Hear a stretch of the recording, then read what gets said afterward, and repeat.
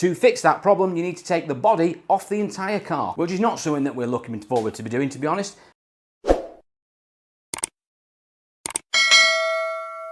Right, before we start today's video, I need to give you fair warning. You've only got 3 days to go to the conclusion of our Car UK raffle. Now, for those of you who don't know, we are offering our Mk1 Ford Fiesta. This stunning 1983 example 1.1L version is out of the box. It's arguably one of the best examples out there. Lovely low mileage, lots of history, a lovely driving vehicle, and a real practical classic that is going to soar in value. Now, this could be yours for just literally £2 by using our link in the description or the QR code above. Scan that or go on the link and it will take you over to Raffle, who hosts the draw, and it is going to be drawn on Monday the 30th of June. And if you are the lucky winner, you'll be driving away in this Ford Fiesta. Now, if that doesn't entertain you, there is an alternative cash prize which I've just upped as well, which has gone from £3,000 to £4,000. If you don't want the car, you can take £4,000 in cash as an alternative. There's also a second prize as well, which is a top-don tech bundle. Now, also bear in mind as well, we've got ticket bundles back on offer, so you can just buy the one ticket for £2, but if you buy more tickets, you spend a £5 or 10 or 15 or £20, there is additional free tickets that you can get, giving you lots of more free tickets. And remember, those free tickets are worth just as much as a paid ticket, giving you even more chances to win this stunning prize. And finally, don't forget as well that we always help charity on the back of it. Thousands and thousands of pounds this year given away to charities, local and national. Then this time round, we are helping out our local charity, Hopes and Beans, a children's charity based here in Crewe. Also giving money to Northwest Air Ambulance. So even more reasons to get involved and helping out local charity. So now get yourself in the link description. It's being drawn in a few days' time, and get yourself involved. Even all, welcome back to the Car UK channel. Right, today I'm going to talk to you about Land Rovers and why it might not necessarily be a great idea to go to auctions and buy particularly older Land Rover products. Things like Range Rover Sports, Range Rover Vogues, even the Evoques. Now, these are vehicles that actually I buy quite a lot of. Not because I actually retail them and sell them on my own pitch here. We call the car pitch here in Crewe in Cheshire. We actually deal in more sort of everyday mainstream cars, first-time cars, family cars. But we do dabble with the odd Land Rover product. Some we trade on, so i.e. we buy them and sell them off to other traders. Also, we export quite a lot of these Land Rover products to a customer of ours abroad. And that is what we've got here at the moment. We've actually got a selection of Land Rovers currently on site, and I want to go through the problems you'll face when buying these vehicles from auction, because actually, on paper, they do look rather cheap. But usually there is a very, very good reason for that, as I'm going to show you on a few vehicles that we have on site that we are currently working on to get right for our customer. So anyway, let me show you around some of the Land Rovers and Range Rovers we have on site today. Right, let's have a look at some Land Rovers. You can get an idea what we have to do on these Land Rovers and Range Rover products here to get them right for our customers. So this is a typical example of a Range Rover Sport and some of the things you'll have to end up dealing with when buying from auction. It is extremely rare that you're going to find one that's come out of an auction that effectively needs virtually anything doing to them. Most of the time, it can be your more simplistic things like suspension, which, by the way, sounds simple, but they're not very nice to work on. And the suspension can be extremely expensive. Like, for instance, even an arm can just be 120 quid just for one arm. And most of the time, it's several arms that have gone, or it'll be a number of different suspension components you'll need.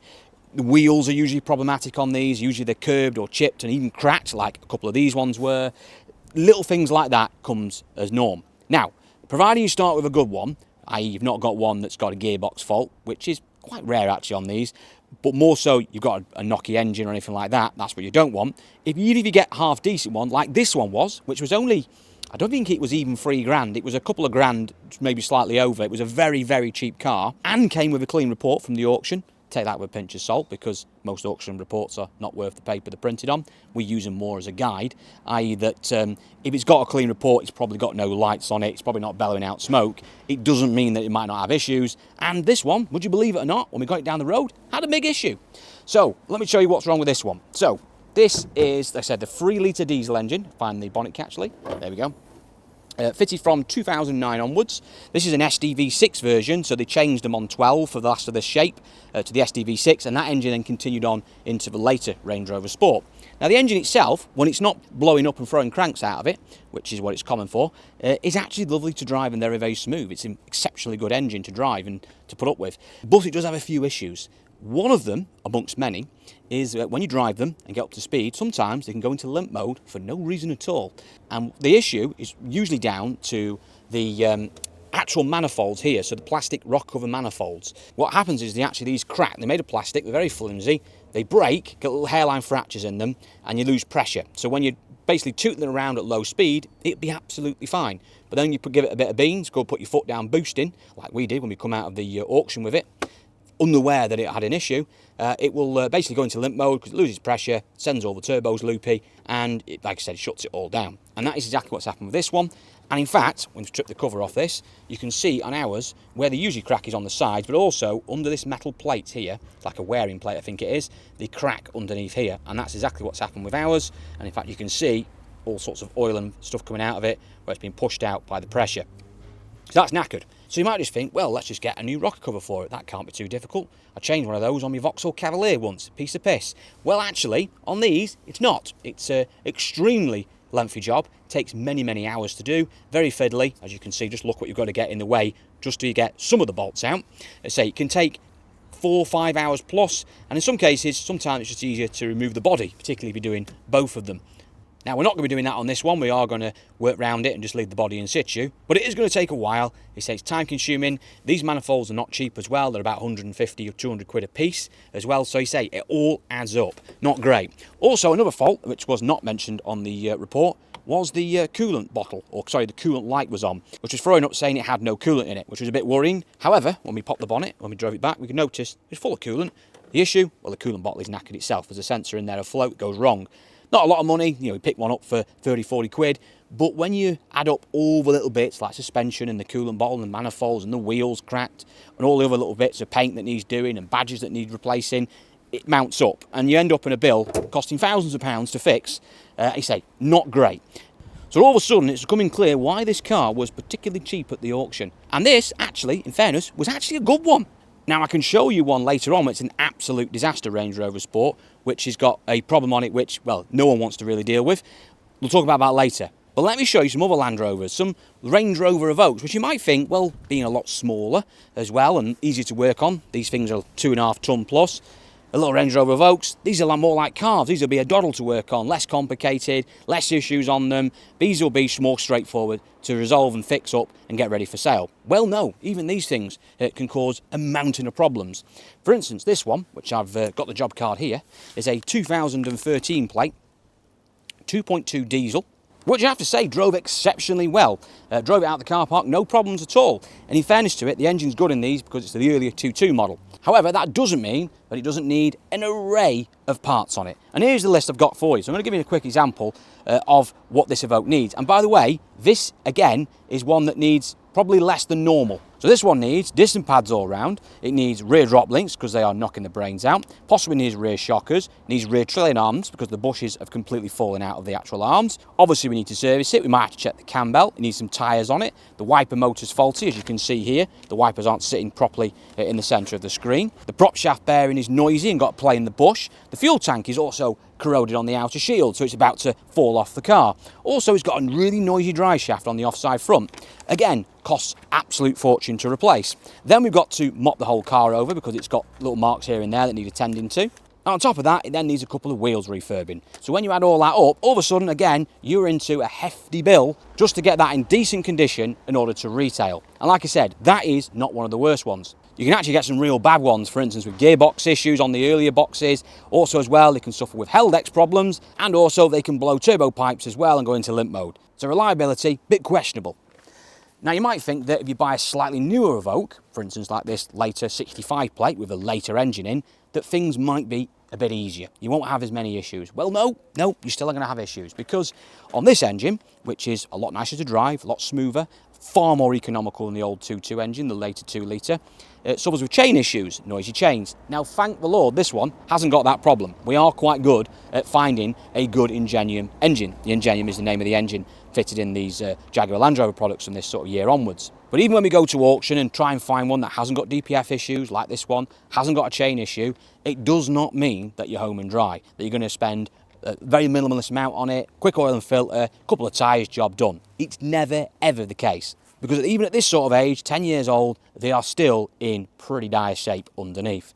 So again, I have the job list here, and this is the bare minimum that really needs doing.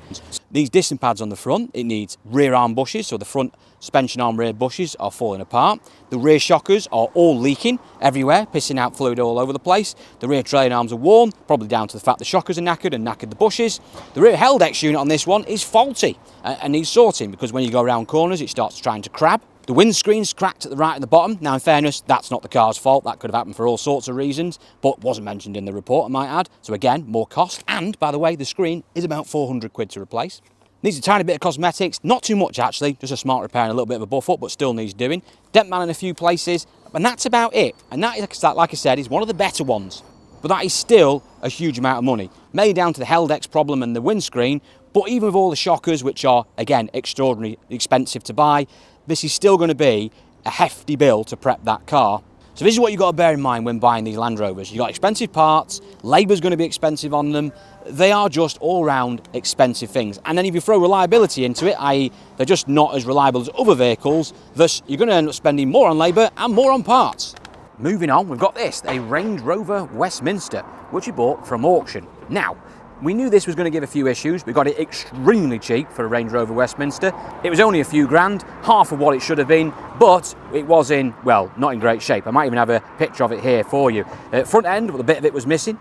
Also, the battery was absolutely flat dead as a kipper, causing loads of management faults and stuff like that, which we've now resolved, mainly by just putting a new battery on it and recalibrating. Luckily, it drove really well. Gearbox is good, the engine is really solid. And other than the usual, every single suspension thing on it is completely knackered, all the arms. It's got a knackered prop shaft bush, the CV joint literally hanging off the car. But all that was suspected. We thought that would be the case. We get these in all the time. We know that we're going to be facing a ruck of suspension problems on Land Rovers. Most of them have not been particularly well maintained at this sort of era and age. But this one decided to throw up another issue, which was that it basically decided when it wanted to be able to select gears. So as you can see here, inside there in the centre console, which we're now rebuilding up, you've got the little spinny wheel, which when you start the car, comes up and you can then select PRNDS or drive when you want to be able to let it drive and go. And for the first couple of days it behaved really well, and then all of a sudden it decided it didn't want to work anymore and then it wouldn't move.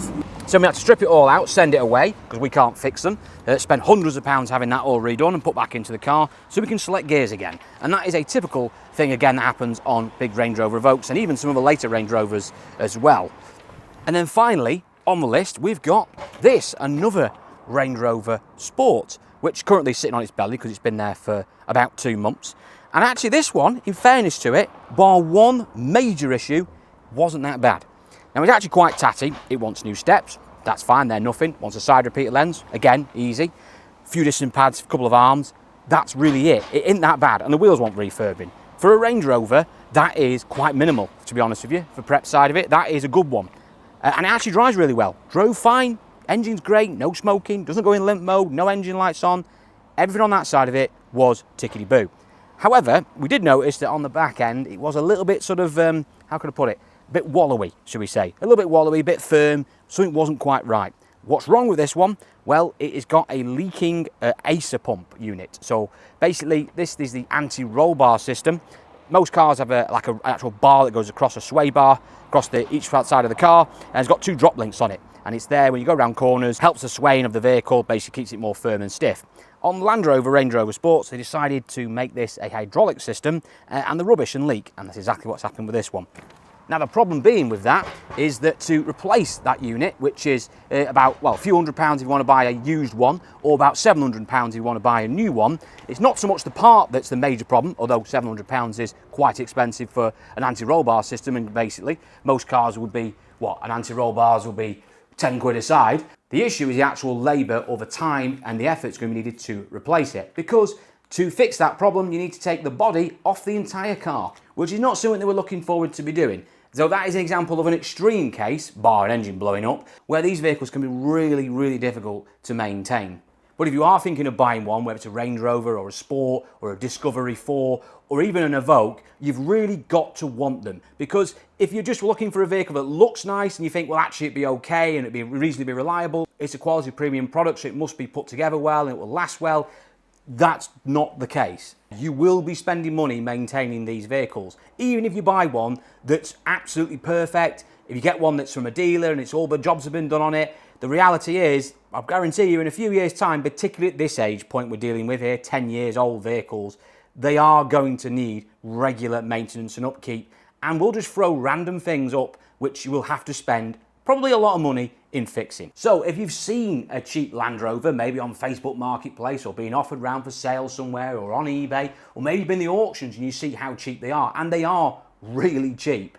But there is a good reason for that. Like I said, the reliability is the main one. The maintenance is going to be a massive problem. Throw in the insurance, throw in the £700, £800 road tax for some models as well, and the low fuel economy. This has got to be a heart over head transaction.